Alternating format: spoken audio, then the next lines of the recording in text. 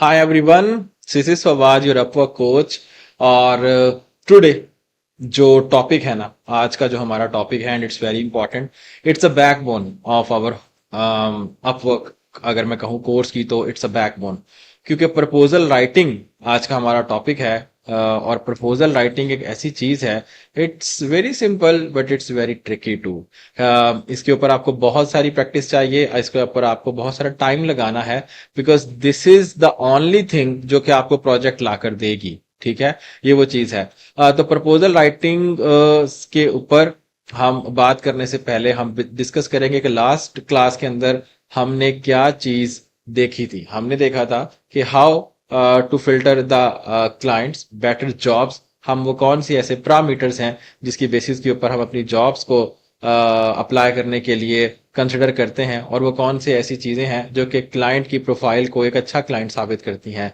So now मतलब हमारी turn है कि अब हम क्या करें, अप्लाई करें जॉब्स के ऊपर। लेकिन जॉब्स के ऊपर अप्लाई करने के लिए आपको क्या चाहिए, कवर लेटर चाहिए। अब वक्त इसको कवर लेटर कहता है, इसको प्रपोजल कहते हैं, इसको जॉब एप्लीकेशन कहते हैं, इसको सेल्स पिच कह सकते हैं। So proposal writing is something, it's a sales pitch. ठीक है, आप अपने क्लाइंट को पिच करते हैं, आप अपने क्लाइंट को अप्रोच करते हैं और उसको कहते हैं कि भाई तुम्हारा काम क्या है, तुम क्या चाहते हो और मैं इस काम को कैसे करूंगा, और इसके बाद तुम्हारा जो प्रॉब्लम है वो मैं इसको सॉल्व कर दूंगा। So it's all about identifying the pain point of the client. मैं इस चीज को सिर्फ और सिर्फ इन दो लफ्जों में अगर मैं डिफाइन करूं कि प्रपोजल राइटिंग क्या है, तो proposal writing identification of the pain point. Pain point, pain point, बार बार मैं इस चीज का जिक्र इसलिए कर रहा हूं कि जब तक आपको क्लाइंट का प्रॉब्लम समझ नहीं आएगा, आप उसको सोल्यूशन नहीं दे पाएंगे।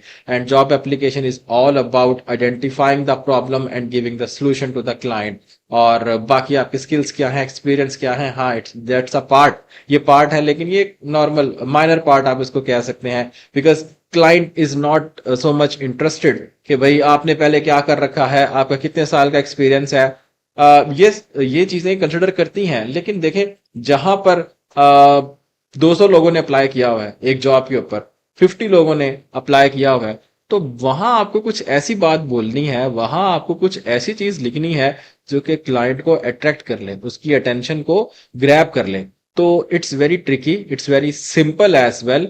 With the help of AI, जब मैंने स्टार्ट किया था 2015 के अंदर, एंड तब तो सारी चीजें खुद ही करनी पड़ती थी, लिखना भी खुद ही पड़ता था, और सेल्स पिच भी खुद ही डिजाइन करनी पड़ती थी, सेल्स पिच लिखनी भी खुद ही पड़ती थी। बार बार उसके अंदर ग्रामेटिकल एरर्स आ रहे हैं, उसके अंदर स्पेलिंग मिस्टेक्स आ रही हैं, या वर्डिंग सही नहीं है। एज वी नो, अगर हमारा जो एज अ पाकिस्तानी हमारा कोई इंग्लिश जो लेवल है वो it's not such up to the mark, इतना ज्यादा अच्छा नहीं है। खैर, अब तो ज्यादा बहुत ज्यादा तरक्की हो चुकी है। जो बच्चे नए जा रहे हैं स्कूल्स के अंदर, स्कूल्स में पढ़ रहे हैं, they have very excellent level of communication. But on these days क्या है कि स्ट्रगलिंग करनी पड़ती थी, but now in the era of AI we are using chat GPT. तो इंशाल्लाह इस क्लास के बाद मैं आपको एक कस्टम चैट जीपीटी बॉट भी हम बनाएंगे इसके बाद, जो कि हमें प्रपोजल्स लिखने में, कस्टमाइज प्रपोजल लिखने में हेल्प आउट करेगा, और जिसको वो चाहिए होगा हम उसको शेयर भी करेंगे। सो थोड़ा सा ये थ्योरेटिकल कॉन्सेप्ट्स हैं, ठीक है, इसमें आप लोग बोर ना हो जाइएगा। अब मैंने पहले भी पिछली क्लास में भी ये बात कही थी कि थोड़ी थोड़ी चीजें आपको स्टडी करनी पड़ती हैं, आपको पढ़ना पड़ता है। थ्योरी के साथ आपको प्रैक्टिकल भी करवाया जा रहा है, मतलब इट्स 70% प्रैक्टिकल एंड 30% थ्योरी। वो क्यों, थ्योरी क्यों जरूरी है, आपके बिल्डिंग ब्लॉक्स बनना जरूरी है।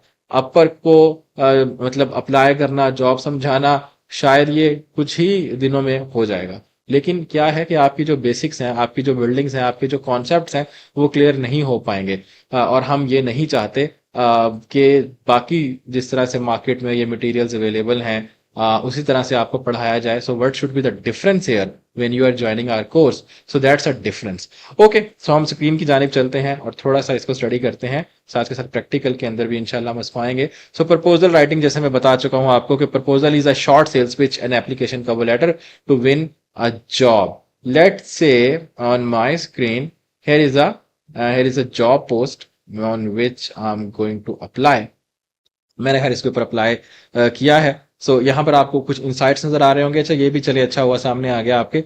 जब आप किसी जॉब के ऊपर अप्लाई कर देते हैं, ठीक है, let me let me get this video. चलें, ये थी हमारी job post. The job post is job application assistant. Job application assistant, as we are in the industry of reverse recruiting too, so हम असिस्ट करते हैं client को, अपने clients को, अपने कैंडिडेट्स को, ताकि वो एक बेटर जगह पर हायर हो सकें।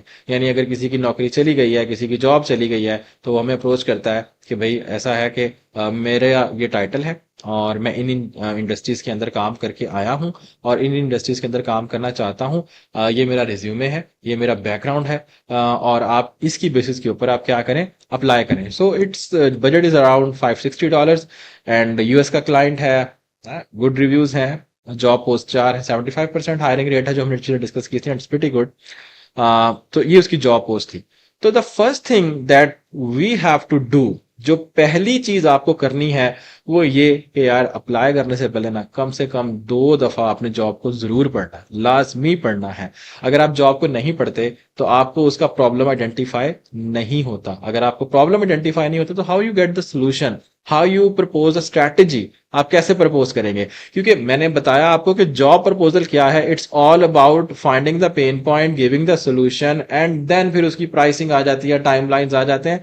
लेकिन जो पहली लाइन, द फर्स्ट 2 और 3 लाइन्स, अच्छा अपवर्क ने अपना अभी तकरीबन 1 मंथ अगो, हाँ अराउंड 1 मंथ अगो, अपना जो क्लाइंट का बैकएंड है उसको चेंज किया है। और पहले जो बैकएंड था उसमें जब आप अप्लाई करते थे ना, मतलब कवर लेटर आपने लिखा और आपने अप्लाई किया, तो क्लाइंट एंड पे जो लाइंस उसको शो होती थी, यानी एक तरह आपकी प्रोफाइल है और उसके बाद ही आपको जो लाइंस यानी क्लाइंट को एज अ शो हो रही है कि यार इस बंदे ने क्या लिखा है।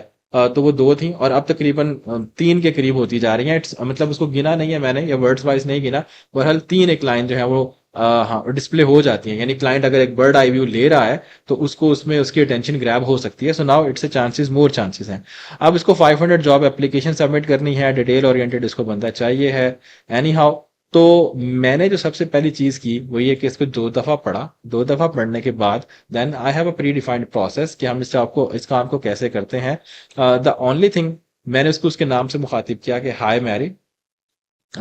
अगर आपने नाम से यानी आपको उसको देखना है कि उसका नाम क्या है क्लाइंट का, तो मैंने आपको पिछली दफा भी शायद बताया था। यहाँ देखें इसके जॉब रिव्यूज में ना, इसने कहा it was a player to working with Mary, ठीक, टू फ्रीलांसर। और फिर उसने कहा it was experience to working with Mary in freelancer. I am able to identify कि यार बंदे का नाम मैरी है, मैरी है, ठीक है, मैरी है, मैरी जो भी है। और मैंने उसको उसके नाम से मुखातिब किया और मैंने उसको पहले ही आते ही प्रूफ दिया कि my last 2 clients landed interviews and got hired in just 2 weeks. If you are looking to get the results like that, you are in the right place. अब ये क्रेडिबिलिटी भी दे दी मैंने, इसको सोशल प्रूफ भी दे दिया। मैंने उसे कहा कि मेरे लास्ट 2 clients जो है ना वो हायर हुए हैं भाई, और उनको इंटरव्यूज हुए हैं। बिकॉज जॉब एप्लीकेशन के ऊपर अप्लाई करने का पर्पज उसका क्या था? उसका पर्पज यही है ना कि उसको इंटरव्यू मिले। वो इंटरव्यू उसके होंगे, मैक्सिमम जितने भी इंटरव्यूज होंगे। आपको बताता चलूं मैं एक और इंटरेस्टिंग चीज, कि लास्ट एक क्लाइंट के लिए हमने अप्लाई किया and he was able to got 15 interviews. 15 interviews उसने किए, यानी वो 15 इंटरव्यूज में किया, not able to clear the single one. किसी यानी जॉब नहीं उसको मिली लेकिन इंटरव्यूज क्लियर किए। So as far as our KPIs, हमारे केपीआईज क्या है कि हमने उस बंदे को हायर कराना है, ठीक है, हमने उस बंदे की काउंसलिंग करनी है, हमने उस बंदे को क्या करना है, उसके लिए अप्लाई करना है। वंस अगर उसका इंटरव्यू आ जाता है तो उसको थोड़ा सा बताना है, क्लाइंट के जॉब के बैकग्राउंड के बारे में बताना है। सो और ऑल थी चीज उसके कस्टमाइज करने हैं, उसके रिज्यूमेस, और हमने उसके लिंक्डइन की प्रोफाइल को ऑप्टिमाइज करना है and all such things. So any how, मैंने पहली ही लाइन में उसको बताया कि भाई जो तुम, यानी अब वो क्या ढूंढ रहा है, रिजल्ट ढूंढ रहा है ना। रिजल्ट क्या है? इंटरव्यूज हैं। लेट्स से अगर आप ईमेल मार्केटिंग कैंपेन चला रहे हैं तो आप उससे ये कह सकते हैं कि माई 2 clients, माई 3 clients, या 40% of my clients are getting good result. तो उनके रिप्लाई रेट्स अचीव हो रहे हैं, उनके उनकी उनकी डील कन्वर्जन ज्यादा हो रही है। So why you are looking for someone other, someone else, I am here to assist you here. So आप इस तरह की बहुत सारी कैचिंग लाइंस बना सकते हैं। ChatGPT is here to help you. So मैंने कहा, उसके बाद मैंने कहा I am not just submitting the hundreds of application, because उसने कहा कि जी आपको हंड्रेड्स ऑफ एप्लीकेशन सबमिट करनी है। तो मैंने उसको ये कहा कि I am running a smart quality focus system that insures the job application aligned with the background and maximize the call backs, here is how I provide 500 applications weekly for you. मैंने उसे यहाँ लिखा कि my process, अब मैंने यहाँ पर उसको बताया। देखें, पहले मैंने एक चीज क्लेम की कि भाई कैसे मैंने ये किया, फिर मैं उसको प्रोसेस बता रहा हूँ कि ये मैंने कैसे किया। वो क्या ऐसी चीज है जो मुझे डिफरेंशिएट करती है from all other applicants on the Upwork. यहाँ पर मैंने उसको ये चीज भी बताई, मैंने कहा the process of making me different from the other on the Upwork I will feed your resume. So इसमें हमारे पास एक कस्टम जीपीटी हमारे बने हुए हैं, उसके अंदर हम क्लाइंट के रिज्यूमे और उसको डालते हैं और वो उसका हम एक स्कोरिंग सिस्टम देता है, और स्कोरिंग सिस्टम की बेस के ऊपर फिर हम अप्लाई करते हैं कि this job is suitable for not. So इस तरह और कोई अप्लाई नहीं कर रहा। So by this we are able to grab, यानी हम उसी जॉब पे लैंड करते हैं जो हमें चाहिए होती है, अदरवाइज फालतू जॉब के ऊपर हम अप्लाई नहीं करते। सो एनी हाउ, मैंने उसको एक प्रोसेस बताया, मैंने उसको बताया कि आप अवॉइड कर सकते हैं, आप every application is tracking, sorry what is going on here, basically we are using Anydesk because this profile is open on our server। Server हमने बनाया हुआ है क्योंकि आजकल जो आईपी ट्रैकिंग है वो अपवर्क की बहुत ज़्यादा हो रही है। और अगर आपके मोबाइल में प्रोफाइल है और आप लेट से थोड़ा शहर से बाहर हैं और पीछे आपकी प्रोफाइल ओपन है आपके डेस्कटॉप के ऊपर, it can cause a problem. So that's why हमने काम करने वाले सिस्टम्स को और उसको एक ही जगह पर आईपी पे रखा हुआ है ताकि हमें प्रॉब्लम ना हो। जब मुझे काम करना होता है तो मैं अपने ऑफिस में बैठ के उसको काम करता हूँ, मोबाइल में लेके उसको इधर उधर नहीं घूमता। पहले ये प्रॉब्लम्स नहीं थे, लेकिन राइट नाउ अपवर्क इसमें थोड़ा सा कॉन्शियस हो गया। चले, एट दैट मैंने कहा जी प्रूफ लेना है तुमने, ठीक है। मैंने कहा लास्ट 2 क्लाइंट्स रेटेड में 5 स्टार रेटिंग। अब ये 5 स्टार की रेटिंग अगर आपके पास नहीं है तो आप उसको टेस्टिमोनियल दे सकते हैं, ठीक है। आप उसको टेस्टिमोनियल्स, जैसे हमने कहा था कि आप टेस्टिमोनियल्स खुद से भी बना सकते हैं। आप बना के दे दें कि जी मुझे जॉन ने ये रेटिंग्स दी है, मुझे जॉन ने ये कहा है। अदरवाइज मैंने उसको ये रेफर किया अपनी प्रोफाइल की तरफ, क्योंकि अभी हमने रिसेंट क्लाइंट 2 क्लोज किए हैं तो उसकी प्रोफाइल रेटिंग्स हमारी ऊपर की, तो मैंने उसे कहा। और that's why I will love to start immediately get application rolling and looking forward to helping you secure those interviews. Now, the one thing is missing and this is CTA, and this is CTA, call to action। ठीक है, मैंने यहाँ पर उसको ये नहीं कहा कि let's schedule a quick call or let's discuss how these things are going on, because sometimes CTAs pushy लगते हैं, ठीक है। यानी वो ऐसा लगता है कि यार बंदा डेस्परेट है, तो दैट्स व्हाई मैंने इसको यहाँ पर अवॉइड किया और मैंने उसे कहा कि वो सबसे पहले क्या करे, क्यूरियोसिटी क्रिएट कर दी मैंने उसमें माइंड में कि भाई ये जॉब एप्लीकेशन, यानी वो जाके कम से कम प्रोफाइल को खोल के देखेगा, वो देखेगा कि इधर उसके 2 रिव्यूज हैं भी सही कि नहीं। अगर 2 रिव्यूज होंगे तो उसका माइंड मेकअप हो जाए, साइकोलॉजिकली वो मेकअप कर लेगा माइंड कि यार मैं इस बंदे के साथ काम कर सकता हूँ। तो फिर वो प्रोफाइल खोलेगा and then he will message me इंशाल्लाह, लेट्स सी। और साथ साथ मैंने प्रोफाइल हाइलाइट्स भी इसमें डाल दिए, तो जब हम इसमें अप्लाई करने पे जाएंगे तो मैं आपको बताऊंगा। So that was the practical example. Now we will move to the theory, ठीक है, हम थ्योरी पे मूव करते हैं। ओके जी, तो यहाँ ये इस एग्जांपल को बताने का आपको मकसद ये था कि आप लोग समझ जाएं कि जो जॉब प्रपोजल है ना, it's not about me, it's about you का मतलब क्लाइंट्स, यू का मतलब क्लाइंट। जब आप क्लाइंट के बारे में बात करेंगे ना, क्लाइंट के बेनिफिट्स की बात करेंगे कि भाई तुम्हें मुझे हायर करके मिलेगा क्या, अगर आप उसको ये बताना शुरू कर देंगे my name is Fawad and I am from Pakistan and I have 10 years of experience फ्ला फ्ला फ्ला फ्ला, उससे कहेगा भाई मुझे कुछ लेना देना नहीं है, ये सारी चीजें तुम्हारी प्रोफाइल के ऊपर लिखी हुई हैं, मैं पढ़ सकता हूं वहां से, मुझे बताओ मेरे काम की बात क्या है। अक्सर फ्रीलांसर, अक्सर क्या, मैंने बहुत अच्छे अच्छे फ्रीलांसर्स भी देखे हैं जो इनके कवर लेटर्स बिल्कुल बेकार होते हैं, उनके कवर लेटर्स, उनके प्रपोजल्स बिल्कुल बेकार होते हैं। बेकार इन सेंस ऑफ, ऐसा नहीं है कि उनको काम नहीं मिल रहा, काम मिल रहा होता है, खुदा की जात है काम देने वाली। तो बहुत दफा ऐसा होता है कि बहुत अच्छा कवर लेटर लिखा होता है, बहुत अच्छी चीज लिखी होती है, बट रिप्लाई नहीं आता, लेकिन एक दूसरे बंदे को रिप्लाई आ जाता है जो कि आपसे कम यानी क्वालिफिकेशंस कह लें आप उसको, या आपकी जो स्टैटिस्टिक्स हैं उससे कम होते हैं, उसके ओवर्स सारी चीजें कम होती हैं, लेकिन खुदा की जात है रिस्क को तकसीम करने वाली। और लेकिन आपको अपनी पूरी ट्राई करनी है, आपको अपनी पूरी एफर्ट देनी है, आपको अपनी जान लगा देनी है प्रपोजल लिखते हुए। हमारे फ्रीलांसर्स मार कहाँ खा रहे हैं, कॉपी एंड पेस्टिंग के ऊपर जा रहे हैं, बस एक चीज लिख के रखी हुई है और चलो भी धड़ा अप्लाई करते जा रहे हैं। So this is not something, हम यहाँ पर ये नहीं करने वाले। ओके, क्लियर योर माइंड, हम यहाँ पर ये नहीं करने वाले। अगर इस तरह से करना था तो लाखों ट्यूटोरियल्स अपर के ऊपर पड़े हुए हैं, why you join us.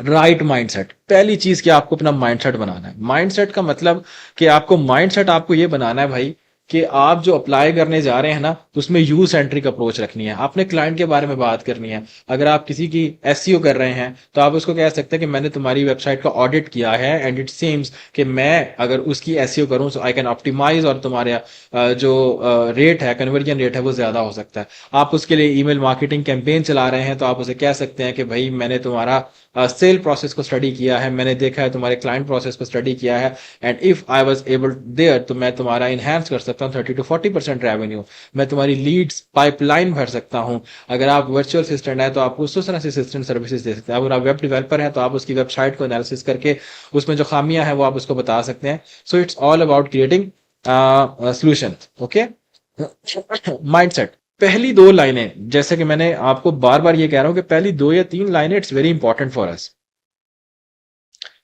Record भी हो रही है कि नहीं, लेट मी चेक। हाँ, हो रही है, sorry.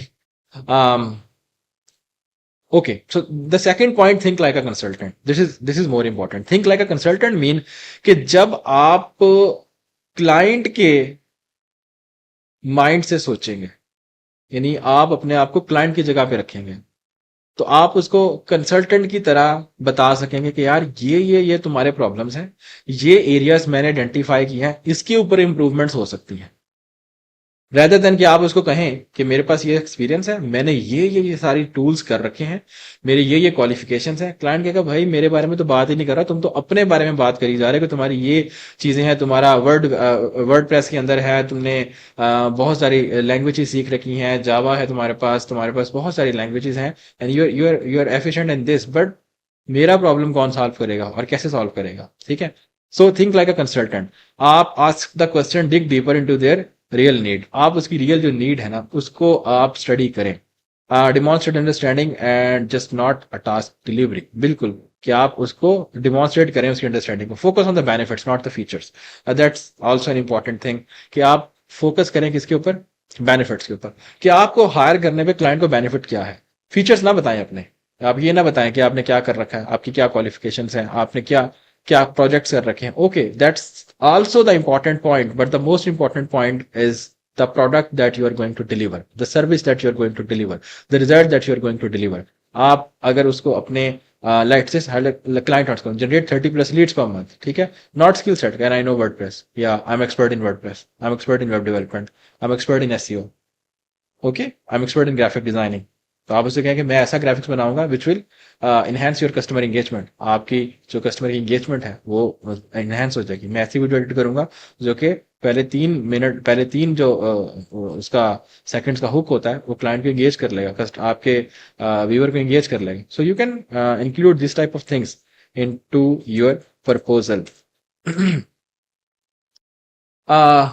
The powerful mind, let's say ये एक मैंने चेकलिस्ट दिया यहाँ पर कि आप यहाँ क्या करेंगे। सो मैं यहाँ पर ये करना चाह रहा हूँ कि कम से कम आप 5 जॉब्स अपनी निश से रिलेटेड पढ़ें और उसके प्रॉब्लम को रीराइट करें। Try to understand the pain point of the client, ठीक है। तो ये आपकी एक एक्सरसाइज है। At least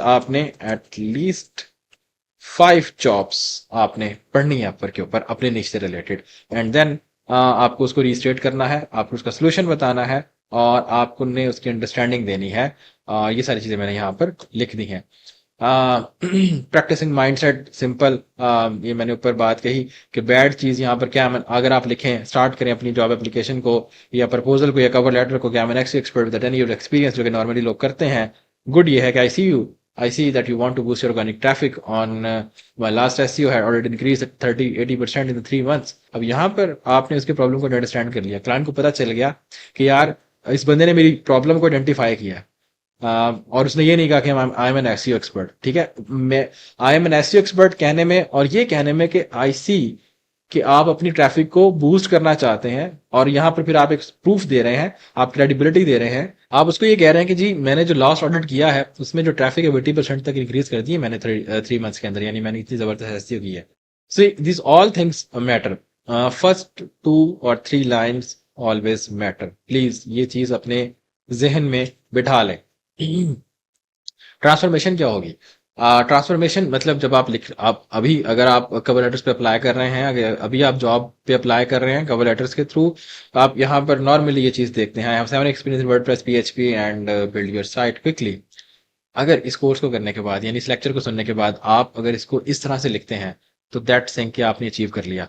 I understand you need a fast loading website site. My last project reduce loading time from 5 seconds to 1.8 and boosted conversion by 20%। अब यहाँ पर आपने क्लाइंट की प्रॉब्लम को आइडेंटिफाई किया, उसको सोल्यूशन दिया, और आपने एक सोशल क्रेडिबिलिटी भी दे दी। आपने क्रेडिबिलिटी भी दे दी, सोशल नहीं सॉरी, आपने उसको क्रेडिबिलिटी भी दे दी कि यार मैंने लास्ट भी ऐसा ही काम किया और उसमें मैंने ये कर दिया। अब दिस वी आर ऑल, ये सारी लाइन जो है ये रिजल्ट के बारे में, क्लाइंट के बारे में ही बात हो रही है सर, आपके बारे में बात नहीं हो रही। ऊपर वाली लाइन में आपके बारे में बात हो रही है, फ्रीलांसर के बारे में बात हो रही है कि मेरे पास ये है, यहां पर क्या कि मैं ये कर सकता हूं। This two things create a difference.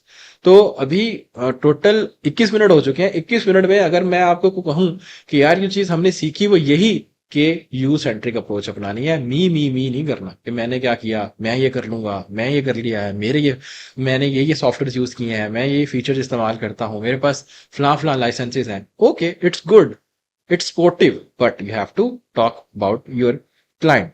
Why this matter? Clients, मैंने यहां पहले आपको बताया कि 2 से 3 लाइन उसके पास आती हैं और तभी आपको बताना होता है। Okay, so introduction to proposal writing 2025। अब यहां पर ऐसा हुआ 2025 में, क्योंकि अपवर्क ने एल्गोरिदम जो है वो अपना थोड़ा सा चेंज किया, तो इस तरह से चेंज किया कि उसने एआई डिप्लॉय की, और इतनी अच्छी डिप्लॉय की कि अब जब आप मैसेज कर रहे होते हैं ना, तो एआई आपके मैसेजेस को रीड आउट कर रही होती है। लेट से आपने मैसेज किया और आप अपने किसी कुली को कह देते हैं कि यार तुम भी मैसेज कर दो।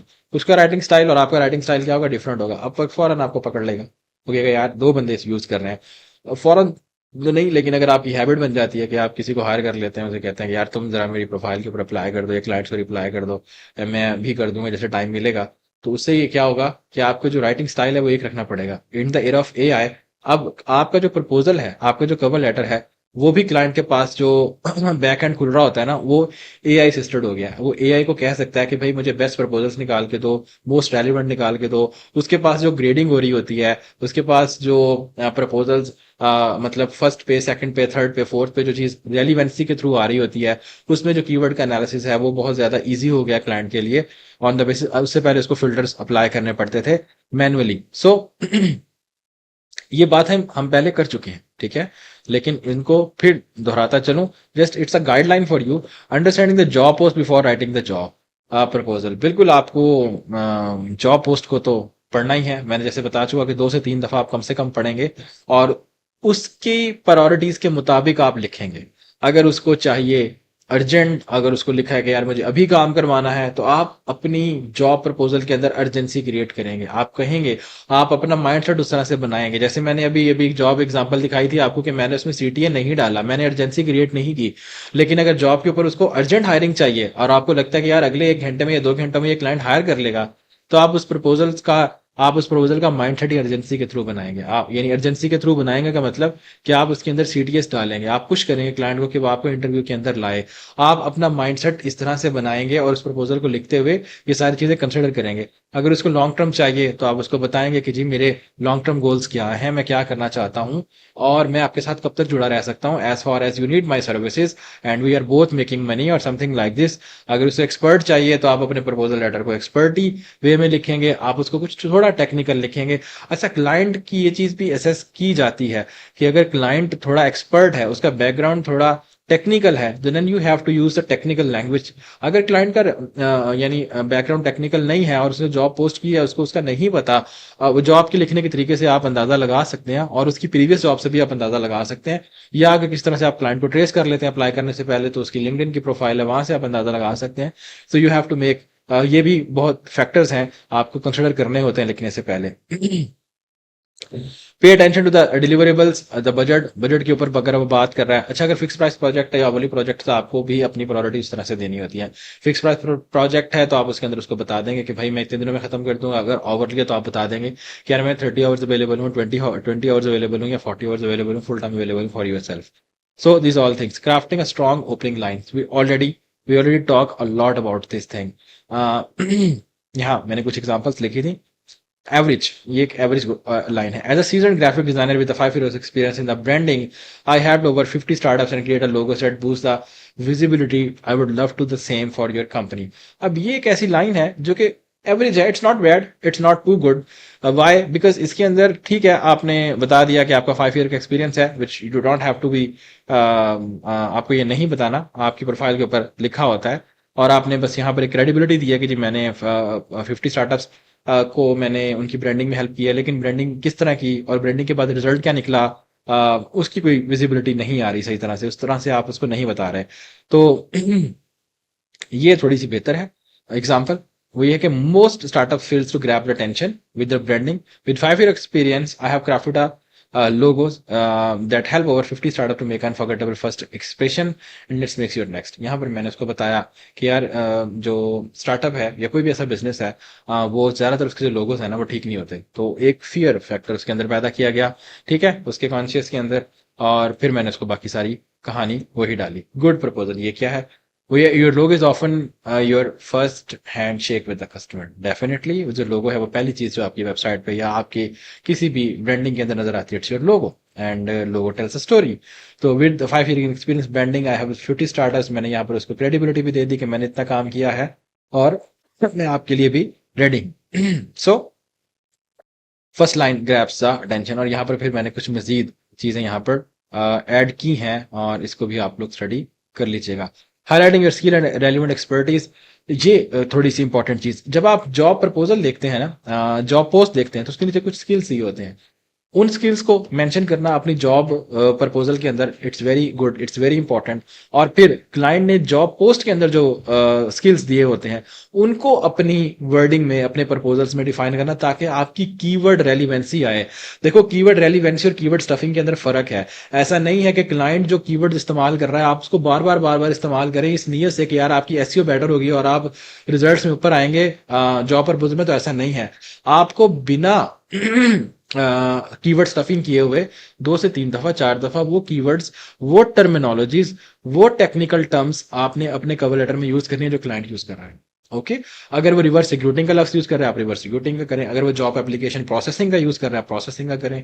ठीक है, अगर वो एसईओ का यूज कर रहे हैं आप एसईओ का यूज करें। अगर वो वेबसाइट ऑडिट का लफ्ज इस्तेमाल कर रहा है वेबसाइट ऑडिट का करें। सो टेक्निकल टर्म्स को यूज करें जो क्लाइंट ने यूज की हैं, वो रेलिवेंसी बताती हैं। और क्लाइंट बाज दफा जो टर्म्स आप यूज कर रहे होते हैं वो क्लाइंट यूज नहीं कर रहा होता, वो उसके नजदीक कुछ और होती हैं। ठीक है तो आप सिमिलर टर्म्स यूज करें। बताने का मकसद यहां ये था। Addressing client needs and customize solution, बिल्कुल आपने उसकी नीड को तो एड्रेस करना ही है और फिर उसका सोल्यूशन भी आपको बताना है अपनी निश के अगेंस्ट। कंपेटिटिव प्राइसिंग आप बता सकते हैं। अगर क्लाइंट ने कहा है कि जी हमें प्राइसिंग बताओ, इवन दो कि आप मैं क्या करता हूं कि मैं थोड़ा ना प्राइसिंग को मैं मेंशन नहीं करता उसके अंदर, कवर लेटर के अंदर, प्रपोजल के अंदर मैं थोड़ी क्यूरियोसिटी छोड़ देता हूँ। मैं थोड़ा सीटीए पुश करता हूँ कि यार क्या हो कि क्लाइंट आए फिर हम उससे निगोशिएट कर लेंगे। तो बाज दफा ऐसा होता है कि आपने $10 पर आवर कोट किया होता है, अगला ही बंदा जो है वो $8 पर आवर कोट कर लेता है या $5 पर आवर कोट कर लेता है, तो वहां थोड़ा सा मसला खराब हो जाता है। तो इवन दो आप अपनी स्ट्रेटेजी के मुताबिक इसको एंटर कर सकते हैं, इट्स एन ऑप्शनल थिंग। और कॉल टू एक्शन जरूरी है। ठीक है, कॉल टू एक्शन जरूरी है। आप उसे कह सकते हैं love to schedule a call with you and फला फला फला फला thanks. Common mistakes to avoid, पहली चीज जेनेरिक टेम्पलेट, प्लीज ये काम मत करो। फ्रीलांसर्स ये काम मत करो, बहुत सारे लोगों के करियर इसी वजह से बर्बाद हुए हैं और they are not pursuing on Upwork और any other platform. Please don't copy and paste. हाँ, आप एक प्री डिफाइंड परफॉर्मा प्लेटफॉर्म आप एक बना के रखो, क्योंकि हर कवर लेटर में कुछ ओपनिंग कुछ जो मिडल स्ट्रक्चर होता है बॉडी का और वो सारी चीजें सेम होती हैं। और लेकिन यह है कि every proposal should be hand written और written with the GPT, but it be more specific, more focused. ठीक है, जितना ज्यादा आप क्लाइंट के बारे में बात करोगे, कॉपी एंड पेस्टिंग में कैसे बात करोगे? वो तो लिख के रखा हुआ है आपने, उसको फेंकते आ रहे हो चलाते आ रहे हो। नहीं यार, ऐसा नहीं करना। ठीक है, और ओवर प्रॉमिसिंग नहीं करनी। ठीक है, इट्स वेरी कि मैं ये भी कर दूंगा, मैं ये भी कर दूंगा, मैं ये भी कर दूंगा, एंड पे आप डिलीवर नहीं कर पाएंगे। जब आप डिलीवर नहीं कर पाएंगे ना, क्लाइंट आपको पैसे देगा और फीडबैक इतना बुरा देगा कि आपकी प्रोफाइल बंद हो जाएगी। It's an also problem right now. ठीक है, इंस्ट्रक्शंस को इग्नोर नहीं करना and poor formatting paragraph, bullet points, ये आपने अच्छा लिखना है। मैं आपको दिखाता हूँ थोड़ा सा।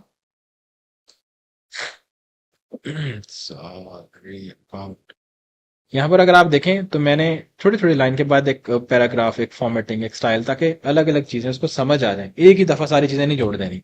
सही। So by this way you can free write. और so that's all with the proposal writing class.